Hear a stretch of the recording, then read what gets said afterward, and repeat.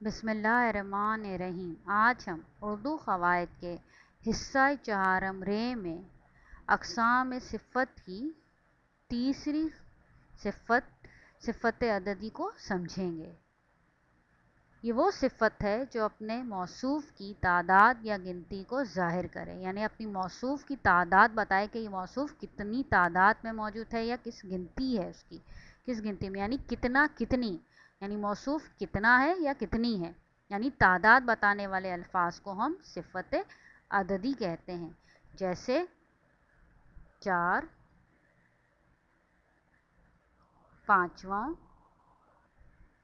पहले, तीसरा, दुगनी वगैरह।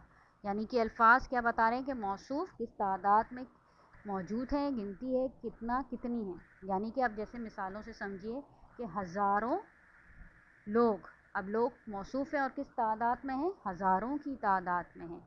ये तो क्या होगा, सिफ़त अददी होगा। 5वां पारा, पारा कौन सा है, 5वां है, क्या गिनती है, 5वां है।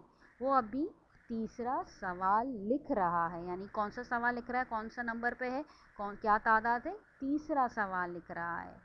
मैंने दोनों सबक याद कर लिए हैं, यानी कितने सबक याद कर लिए हैं, दोनों, यानी कि मौसूफ़ सबक कितने सबक हैं, दोनों। तादाद क्या है, 2। मैंने बाज़ार से 4 किलो चावल ख़रीदे, यानी कि बाज़ार से कितने चावल ख़रीदे, 4 किलो, यानी किस तादाद की तरफ इशारा किया जा रहा है, 4 की तरफ इशारा किया जा रहा है। यानी इसको हम ऐसे भी कह सकते हैं कि जैसे रोज़ाना हम हिसाब पढ़ते हैं, लिखते हैं, गिनती लिखते हैं जिसमें बेशुमार अददों से वास्ता पड़ता है हमारा, इसी तादाद या गिनती को हम सिफ़त अददी कहते हैं। यानी कि नंबर्स को, अदद को हम सिफ़त अददी कहते हैं।